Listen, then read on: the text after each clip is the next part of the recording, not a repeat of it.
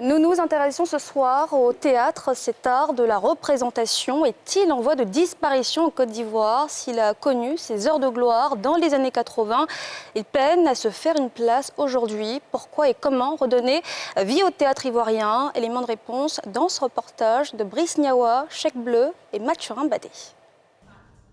Le théâtre, un spectacle et un genre oral, une performance éphémère, la prestation d'un comédien devant des spectateurs qui regardent, un travail corporel, un exercice vocal et gestuel dans un lieu et un décor particulier.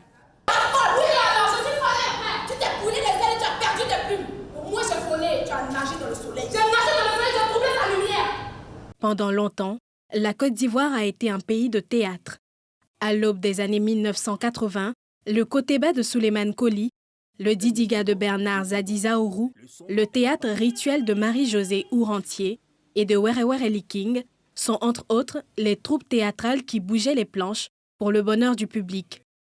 À cette période, le tableau ivoirien connut un rayonnement singulier. Mais cette gloire s'éteindra 2 décennies après. Depuis un bon moment, les différents spectacles que nous voyons, les salles sont malheureusement vides ou à moitié pleines. Et ça, c'est très regrettable. Auparavant, dans les années 80, les gens venaient au théâtre. Mais avec les différentes crises sociopolitiques qu'a connues la Côte d'Ivoire, les salles de spectacle ont été longtemps fermées. Nous avons par exemple l'Institut français qui a été fermé pendant plusieurs années, le centre culturel d'Abobo également. Il y a également à Boaké, avec la crise, le centre culturel Jakaka qui ne fonctionnait plus. Pourtant, c'est un art auquel s'intéressent les plus jeunes. Chaque année, ils sont nombreux à fréquenter l'INSAC, l'Institut national supérieur des arts et de l'action culturelle.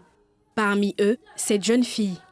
Pour elle, la comédie demeure l'essentiel, même si elle n'est pas aussi rentable. Ce n'est pas de l'argent que nous gagnons trimestriellement ou bien chaque fin du mois. Donc ça ne peut pas en tant que tel faire vivre son comédien. C'est pourquoi beaucoup d'entre nous aujourd'hui se penchent vers le concours de la fonction publique. Une réalité qui tord sûrement le cou à cet art dramaturgique et qui lui fait perdre ses lettres de noblesse. Toutefois, le théâtre ivoirien pourra encore renaître de ses cendres. Il suffit d'une volonté plus poussée et des moyens d'accompagnement, selon cet expert de la scène. Si vous voulez, on ne veut que ressusciter le théâtre, il faut d'abord des salles, ensuite il faut réhabiliter le théâtre scolaire.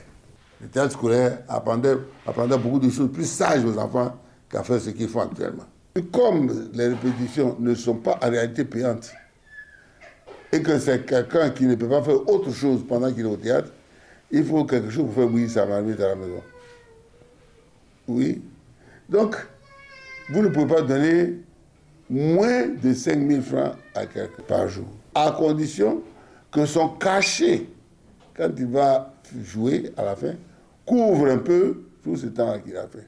Et alors que les jeunes gens qui sont là sont très doués. Il y en a qui sont même plus doués que ceux que nous avions dans le passé. Nombre d'entre nous sont très doués.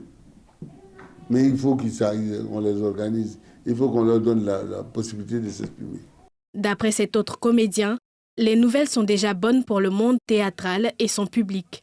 Vous avez vu, Neba est monté sur scène, Térétaba est monté sur scène, et Tikoyi est revenu sur scène avec toutes les sommités.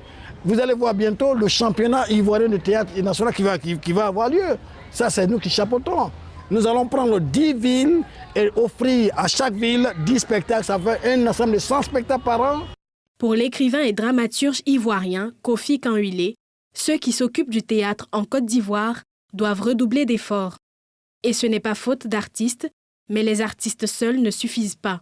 Il faut des structures et des moyens.